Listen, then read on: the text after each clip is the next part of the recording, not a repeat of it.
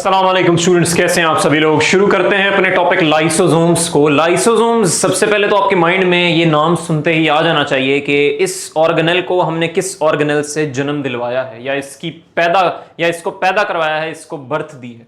तो याद रखना, ये वो ऑर्गेनेल है जो माइक्रोबॉडीज के साथ साथ गोल्जी ऑपरेटस से अराइज होता है। क्या मैंने कहा? गोल्जी ऑपरेटस से अराइज होता है। गोल्जी ऑपरेटस से अराइज होता है लाइसोसोम्स, और साथ ही साथ ये माइक्रोबॉडीज को भी जन्म देता है। उन माइक्रोबॉडीज में हमारे पास परऑक्सीजोम्स आता है और ग्लाइऑक्सीजोम्स आता है। क्या मैंने कहा? परऑक्सीजोम्स और ग्लाइऑक्सीजोम्स। ये दोनों ऑर्गेनेल्स आपने नहीं पढ़नी, ना आपके नम्स के लिए, नम्स के पेपर में शामिल हैं, ना ही आपके एमडी कैट के पेपर के शामिल हैं, दोनों ही एक्सक्लूडेड हैं।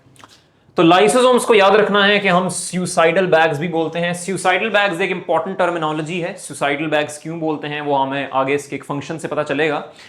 इसी के साथ साथ इसको एटॉमिक बॉम्ब भी बोलते हैं या स्कैवेंजर्स ऑफ द सेल भी बोलते हैं। तो ये तीनों टर्म्स हम किस ऑर्गेनेल के साथ एसोसिएट कर रहे हैं, ये आपके माइंड में होना चाहिए।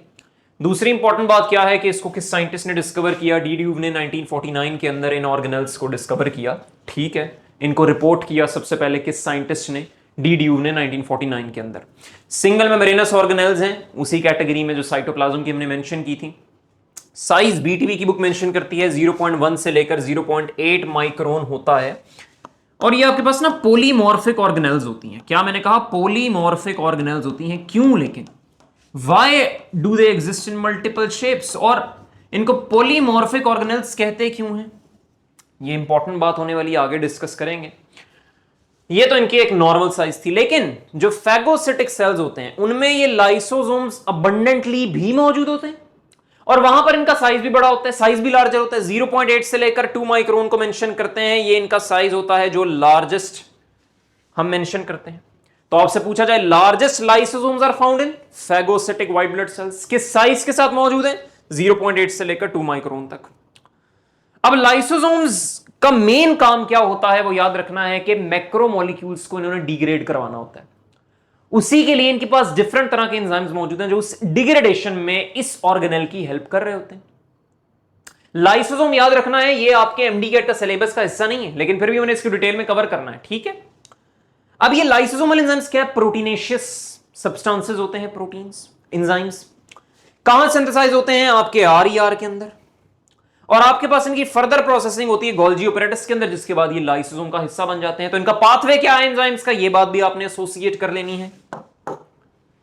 अब कुछ और बातें याद रखना है।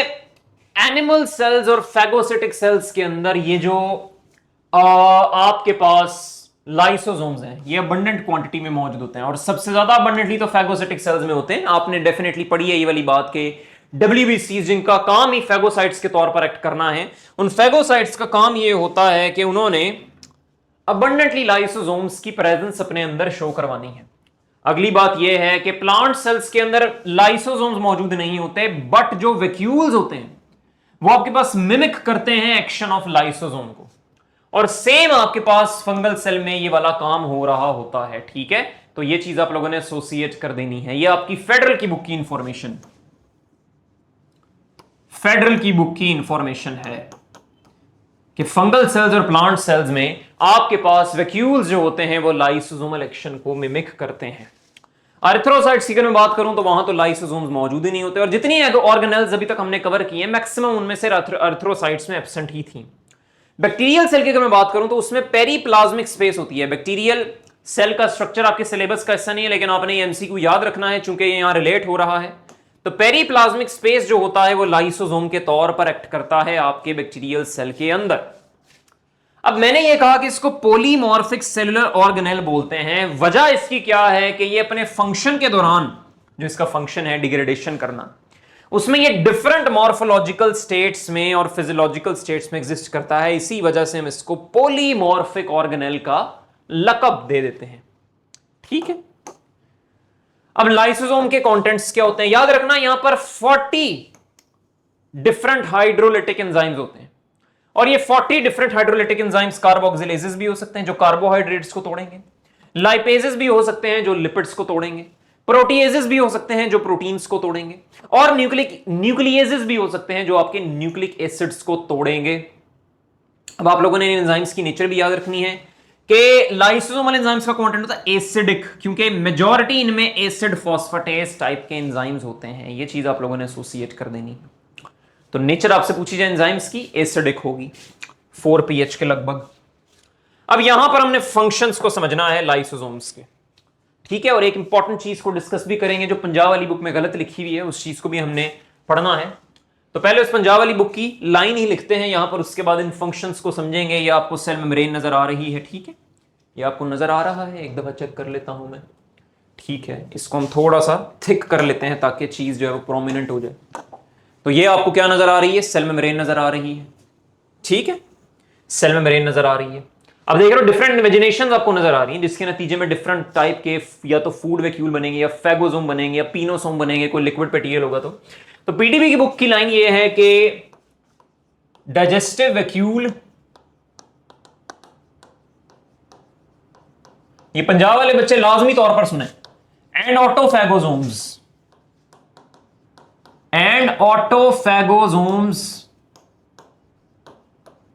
are also called secondary lysosomes। क्या हो गया, इसको जगह ही नहीं बची, secondary lysosomes। ये पीटीबी की बुक की लाइन है। गलती हम पॉइंट आउट करते हैं अभी थोड़ी देर के अंदर, ठीक है, गलती हम पॉइंट आउट करते हैं थोड़ी देर के अंदर। तो सबसे पहले आप यहां पर देखें फैगोसाइटोसिस का फिनोमिना क्या होता है। ये चीज आप लोगों ने पहले भी पढ़ रखी है, बस अब आप लोगों ने रिकॉल करना है। सेल मेम्ब्रेन के अंदर ये चीज आपने पढ़ी है। होता यह है कि कोई आपके पास मटेरियल आएगा, सॉलिड पार्टिकल लेट्स से, और वह सॉलिड पार्टिकल मेम्ब्रेन के साथ फ्यूज करके अंदर दाखिल हो जाएगा, जिसको हम बोलेंगे फैगोसोम। क्या मैंने कहा, फैगोसोम बोलेंगे। और आपके पास यहां पर जो गोल्जी अपैरेटस से प्राइमरी लाइसोसोम आ रहा है, उसको याद रखना हम बोलते हैं वर्जन या इनएक्टिव। यह आपके पास फंक्शनल नहीं होता, फंक्शनल नहीं होता। लेकिन जब ये इस सॉलिड फूड वैक्यूल या फैगोसोम से कंबाइन करता है, तो याद रखना ये फिर बन जाता है सेकेंडरी लाइसोसोम। और याद रखना इसको बोलेंगे हेटेरोफैगोसोम। इस सेकेंडरी लाइसोसोम का दूसरा नाम क्या है, हेटेरोफैगोसोम। प्राइमरी लाइसोसोम इसके साथ फ्यूज हुआ, अब यहां पर इसकी डाइजेशन जो है वो शुरू हो जाएगी। डाइजेस्टेड फूड कंपोनेंट्स की डाइजेशन जो है वो शुरू हो जाएगी, जिनकी डाइजेशन पॉसिबल है। लेकिन जो रिमेनिंग पार्टिकल्स होंगे जो डाइजेस्ट नहीं हो सकते, इन एंजाइम्स की प्रेजेंस में भी वो आपके पास टर्शरी वैक्यूल की शक्ल में या रेजिडुअल बॉडी बनके या कॉन्ट्रैक्टाइल वैक्यूल्स की शक्ल में यूनिसेलुलर ऑर्गेनिजम्स में एलिमिनेट हो जाएंगे। लेकिन मल्टी सेलुलर ऑर्गेनिजम्स में वो लिपोफिस्टिन ग्रैन्यूल्स की फॉर्म में स्टोर्ड रहेंगे। तो रेजिडुअल बॉडी बनेगी तो आपके पास कॉन्ट्रैक्टाइल वैक्यूल्स की शक्ल में आपके पास ये एलिमिनेट हो जाएंगे यूनिसेलुलर ऑर्गेनिज्म में। ये तो था फैगोसोम की कहानी। अब इसी तरह से अगर कोई पीनोसोम आएगा तो उस पीनोसोम के साथ भी आपका प्राइमरी लाइसोसोम कंबाइन करेगा, उन मटेरियल्स की डाइजेशन शुरू करेगा। यहां पर हम कह देते हैं कि वो पीनोसोम अगर कोई लिक्विड पार्टिकल था तो उसके साथ जब प्राइमरी लाइसोसोम ने कंबाइन किया तो उसको शक्ल दे दी डाइजेस्टिव वैक्यूल की, जिसको हम अगेन सेकेंडरी लाइसोसोम कहते हैं। तो अभी तो पीटीबी की बुक की लाइन ठीक है। तो सेकेंडरी लाइसोसोम डाइजेस्टिव वैक्यूल का भी नाम है और हेटेरोफैगोसोम का भी नाम है। और जो अनडाइजेस्टेड वेट होगा वह रेजिडुअल बॉडी की शक्ल में बाहर एलिमिनेट हो जाएगा यूनिसेलुलर ऑर्गेनिज्म के अंदर। अब अगली बात, अब अगर ऐसा हो कि कोई वॉर्न आउट ऑर्गेनेल पड़ी हुई है जिसको सेल ने खत्म करना है, जिसको सेल चाहता है कि मेरी बॉडी से ये दफा हो, ऐसी ऑर्गेनेल एक शक्ल अख्तियार करती है जिसको बोलते हैं ऑटोफैगोसोम। अब देखो हेटेरोफैगोसोम को तो सेकेंडरी लाइसोसोम कहते हैं, लेकिन माइंड में रहे कि autophagosome is not the secondary lysosome. वो सिर्फ एक वॉर्न आउट ऑर्गेनेल है जो सेल के अपने अंदर एक फैगोसोम की शक्ल को अख्तियार कर ली, क्योंकि उसने लाइसोसोम के हाथों मरना है। और इस ईटिंग प्रोसेस को हम बोलते हैं autophagy, not autolysis. It is a different process. उस ऑटोलाइसिस की वजह से हम लाइसोसोम को सुसाइडल वैक्स कहते हैं। ऑटोफेगी का मतलब है खुद को खाना या सेल के कंटेंट्स के, सेल के अपने अंदर के कंटेंट्स को खाना। तो ये ऑटोफैगोसोम याद रखना इस शक्ल में आएगा, प्राइमरी लाइसोसोम इसका कंबाइन करेगा और फिर इसको सेकेंडरी लाइसोसोम बनाकर इसके फूड पार्टिकल्स को डाइजेस्ट करेगा, और जो रिमेनिंग अनडाइजेस्टेड पार्टिकल होगा वो आपके पास एलिमिनेट आउट हो जाएगा। तो ये बस याद रखना कि पीटीबी की बुक में जो ऑटोफैगोसोम को सेकेंडरी लाइसोसोम कह रहा है, दैट इज रॉन्ग बच्चों, this is important. Autophagosome is not the secondary lysosome, ठीक है। ऑटोफैगोसोम सेल के अपने अंदर जनरेट होता है।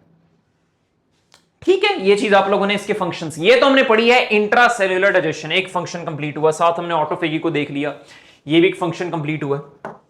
अब यहां पर जरा इस चीज को रिवाइज करो कि ये रेजिडुअल बॉडी होती है आपके पास अनडाइजेस्टेड वेस्ट को कंटेन किए हुए होती है, और फिर इसकी एक्सोसाइटोसिस होती है कॉन्ट्रैक्टाइल वैक्यूल की शक्ल में, जो आपके पास अनडाइजेस्टेड वेस्ट को कंटेन किए हुए होता है। इसी कॉन्ट्रैक्टाइल वैक्यूल को हम रेजिडुअल बॉडी भी कह सकते हैं। और ये रेजिडुअल बॉडी की शक्ल में आप लोगों ने याद रखना है कि मल्टी सेल्यूलर ऑर्गेनिजम्स में आपके पास ये कॉन्ट्रैक्टाइल वैक्यूल्स की शक्ल में एलिमिनेट नहीं होता। अच्छा, मैंने पहले कहा कॉन्ट्रैक्टाइल वैक्यूल को रेजुलर, ये गलत है। कॉन्ट्रैक्टाइल वैक्यूल्स की फॉर्म में एलिमिनेट होता है यूनिसेल्युलर ऑर्गेनिजम्स में, और मल्टी सेल्यूलर ऑर्गेनिजम्स में ये स्टोर हो जाता है in the form of lipofuscin granules. ठीक है, तो ये बात मैंने यहां पे लिख दी। अब बीटीबी की बुक भी जरा इंफॉर्मेशन याद रखना कि ऑटोफेगोसोम को हम साइटोलाइसोसोम्स भी बोलते हैं। दिस इज ऑल्सो इंपॉर्टेंट बच्चों, ये बात आपसे पूछी जा सकती है। ठीक है, अब आगे और कुछ और फंक्शंस को देखते हैं। बात आती है यहां पर एक्स्ट्रा सेल्यूलर डाइजेशन की। कभी कभार ऐसे होता है कि प्राइमरी लाइसोसोम प्लाज्मा मेम्ब्रेन के साथ फ्यूज करके अपने एंजाइम्स को बाहर एक्सोसाइटोस करता है, ताकि एक्स्ट्रा सेल्यूलर डाइजेशन भी हो, यानी कि सेल से बाहर की डाइजेशन। और ये तुम्हें ऑस्टियोक्लास्ट के लाइसोसोम्स के साथ देखने को मिलता है। ये एग्जांपल इसके साथ तुम लोग एसोसिएट करोगे। ऑस्टियोक्लास्ट क्या है? फैगोसिटिक सेल्स ऑफ बोन, जो कि बोन के अंदर के अनवांटेड मटेरियल को डाइजेस्ट करते हैं इस शक्ल में। फिर बात आती है क्राइनोफेजी की। क्राइनो की टर्म हम एसोसिएट करते हैं हार्मोन्स के साथ, तो ये डिग्रेडेशन भी करवाता है एक्सेस ऑफ हार्मोन्स की जब जरूरत नहीं होगी। ये भी लाइसोसोम का एक फंक्शन है। फिर बात आती है ऑटोलाइसिस की। अब कभी कभार ऐसे होता है कि आपको ना जरूरत पड़ती है प्रोग्राम्ड सेल डेथ की। क्या मैंने कहा? प्रोग्राम्ड सेल डेथ की। और ये कब जरूरत पड़ती है? अक्सर औकात डेवलपमेंटल प्रोसेसेस के दौरान। डेवलपमेंटल प्रोसेसेस के दौरान जो है वो जरूरत पड़ती है। इसमें होता यह है कि जैसे देखो ना, ह्यूमन एम्ब्रियो की जो टेल शुरू में आपको नजर आ रही थी, वो बाद में अडल्टहुड में जाके जो है वो, या बेबी की जब बर्थ होती है तो रिमूव होती है। इसी तरह टेल ऑफ टैडपोल भी रिमूव होती है डेवलपमेंटल फेजेस के दौरान। तो ये ऑटोलाइसिस के फिनोमिना में ये होता है कि जिस पार्ट का रिमूवल चाहिए, उस पार्ट के जो सेल्स है ना, उसका जो लाइसोसोम है, याद रखना, वो बर्स्ट करता है। और जब वो बर्स्ट करता है तो उसके एंजाइम्स जो कि डाइजेस्टिव इन नेचर हैं, वो उस सेल के अंदर रिलीज हो जाते हैं और फिर सेल को फ्रेगमेंट्स में ब्रेक डाउन कर देते हैं। और जो सेल के फ्रेगमेंट्स बनेंगे वो इर्द गिर्द के सेल्स उनको फैगोसाइटोस कर लेंगे। तो इस तरीके से सेल डेथ कमिट होती है डेवलपमेंटल फेजेस के अंदर। ये भी एक फंक्शन है ऑटोलाइसिस का, और उसी की वजह से हम इसको कहते हैं सुसाइडल बैग्स। अगर आपसे पूछा जाए कि लाइसोसोम को सुसाइडल बैग्स किस फंक्शन की वजह से कहते हैं, तो जवाब होगा आपका ऑटोलाइसिस। इसके अलावा रिप्रोडक्शन का चैप्टर हम 2.8 बैच के बच्चों के लिए कवर करेंगे, 2.7 वालों के लिए कवर किया। स्पर्म का स्ट्रक्चर हम लोगों ने पढ़ा था, उसमें आपको मॉडिफाइड लाइसोसोम नजर आ रहा था एक्रोसोम की शक्ल में, जिसमें हाइलुरोनिडेज एंजाइम था जो कि जोना पेलुसिडा ऑफ एग को जाके पेनिट्रेट करता है। वहां पर भी आपको इसका फंक्शन नजर आता है। ठीक है, अब आओ जरा के स्टोरेज डिजीजेस क्या होती हैं। दिस इज वेरी इंपॉर्टेंट बच्चों, सवाल अगर बनना है लाइसोसोम का तो यही बनना है। ठीक है, स्टोरेज डिजीजेस याद रखना, अब तक कोई 20 डिस्कवर जो है ना वो हो चुकी है। नाम से समझ आ रहा है स्टोरेज डिजीज क्या है। देखो, लाइसोसोम के अंदर कोई एंजाइम ऐसा मौजूद है जो ग्लाइकोजन को डिग्रेड करता है। क्या मैंने कहा कि लाइसोसोम के अंदर ये एक खौफनाक सा सब्सटेंस या एंजाइम है जो कि कहता है कि आई विल किल ग्लाइकोजन, कि मैं ग्लाइकोजन को मार दूंगा। क्या हो अगर इस एंजाइम की जेनेटिक म्यूटेशन से डेफिशिएंसी हो जाए, तो क्या ग्लाइकोजन मरेगा? ग्लाइकोजन नहीं मरेगा, ग्लाइकोजन एक्यूमुलेट होगा, जिसकी वजह से तुम्हें ग्लाइकोजन स्टोरेज डिजीज होगी। तुम्हारी बुक में एक ग्लाइकोजन स्टोरेज डिजीज का जिक्र है, वो है ग्लाइकोजेनोसिस टाइप 2 डिजीज। इसमें होता है एक एंजाइम की एब्सेंस जो कि ग्लाइकोजन को डिग्रेड करता है ग्लूकोज के अंदर, और वो एंजाइम होता कौन सा है? वो होता है डी ग्लाइकोजिडेज। इस एंजाइम की एब्सेंस हो जाएगी तो ग्लाइकोजन एक्यूमुलेट होगा, ग्लाइकोजन स्टोरेज डिजीज हो जाएगी। अब इसी तरह का एक एंजाइम बॉडी में हो सकता है जो कि लिपिड्स को खत्म करता है, जो कि लिपिड्स को खत्म करता है। I will kill lipids. क्या हो अगर इस एंजाइम की डेफिशिएंसी हो जाए? ये है बीटा हेक्सोअमाइनिडेज एंजाइम, एक लाइसोसोमल एंजाइम है। इस एंजाइम की अगर जेनेटिक म्यूटेशन से डेफिशिएंसी हो जाए, पीछे जीन का ही सारा मामला हो रहा है ना, जीन से पहले आपके पास आरएनए बनता है, आरएनए से फिर प्रोटीन्स बन रहे होते हैं, तो ये फिनोमिना होता है। तो जेनेटिक म्यूटेशन से एंजाइम की डेफिशिएंसी हो गई, तो इसका काम क्या था? लिपिड्स को डिग्रेड करना या खत्म करना। तो इस एब्सेंस होने की वजह से क्या लिपिड्स की डिग्रेडेशन होगी? आंसर है नहीं होगी। तो लिपिड एक्यूमुलेट होंगे, फैट डिपोजिशन होगी ब्रेन के अंदर, जिसकी वजह से सिम्टम्स क्या नजर आएंगे? मेंटल रिटार्डेशन, पैरालिसिस, ब्लाइंडनेस और अल्टीमेटली डेथ की कंडीशन। इसको बोलते हैं लीथल म्यूटेशंस के अंदर ये आता है। और इस डिजीज को क्या नाम देते हैं? टे-सैक्स डिजीज का, जिसमें बीटा हेक्सोअमाइनिडेज एंजाइम की डेफिशिएंसी हो जाती है। ये होती है तुम्हारे पास स्टोरेज डिजीज। अब ग्लाइकोजन स्टोरेज डिजीज होती है ना, वो याद रखना कि बीटीबी की बुक लिखती है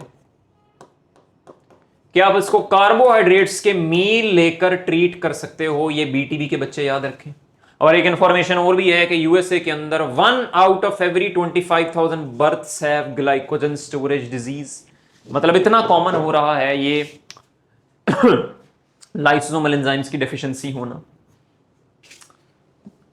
अब आओ जरा ईटा के सवालों की तरफ। The lysosomes found in eukaryotes contain mitotic enzymes, गलत है। ऑक्सीडेटिव एंजाइम्स, गलत है। मेयोटिक एंजाइम्स, गलत है। जवाब है इसका हाइड्रोलिटिक एंजाइम्स, हाइड्रोलिटिक एंजाइम्स। ठीक है, या एसिड फॉस्फेटेज होता वो ज्यादा और भी ज्यादा बेटर होता। नम्स का सवाल है 2021 का, विच ऑर्गेनेल हैज हाइड्रोलिटिक एंजाइम्स। वही सवाल है, अलग तरीके से पूछ लिया, लाइसोसोम। तो तुम्हें समझ में आ रही है कि कंडक्टिंग बॉडीज में कॉन्सेप्ट कभी चेंज नहीं होता, कॉन्सेप्ट वही रहता है, बस इसको पूछने का तरीका डिफर कर रहा होता है। जवाब इसका लाइसोसोम था। Lysosomes are also called suicide sacs. ठीक है, सैक्स भी है, सुसाइड भी है, ठीक है। कॉन्ड्रियोसोम, ये तो कोई इसके साथ एसोसिएट। स्टोरेज ऑर्गेनेल, नहीं, ये तो वैक्यूल्स होते हैं।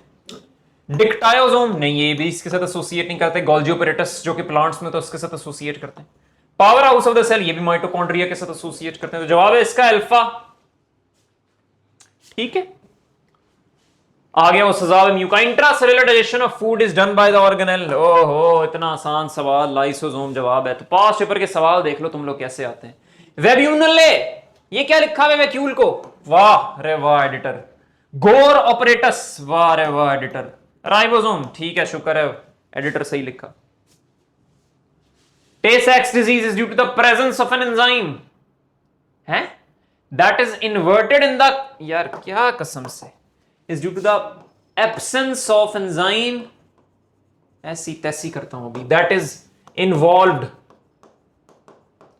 in the catabolism of lipids।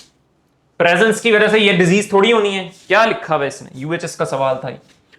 The process by which unwanted structures within the cell are engulfed and digested within the lysosomes is known as unwanted structures within the cell। तो ये definition किसकी है? Autophagy की, not autolysis, not hydrolysis. आगे है, the enzymes of lysosomes are synthesized on, UHS का 2013 का सवाल है। एंजाइम्स है ना, प्रोटीन्स हैं, तो प्रोटीन्स कहां बनती हैं? आरईआर के अंदर, जहां राइबोसोम है। एससीआर में नहीं, क्लोरोप्लास्ट में नहीं, गोल्गी ऑपरेटस में नहीं। हाँ, मॉडिफिकेशन की बात करता तो गोल्गी ऑपरेटस के साथ जाते। ठीक है, तो ये हमारे पास सवाल थे। The digestive vacuole and autophagosomes are also known as. अब देखो करेक्ट कॉन्सेप्ट क्या है, यूएचएस का सवाल है ये। मैंने तुम्हें बता दिया ऑटोफेगोसोम को सेकेंडरी लाइसोसोम नहीं बोलते। This is wrong information inside PTB.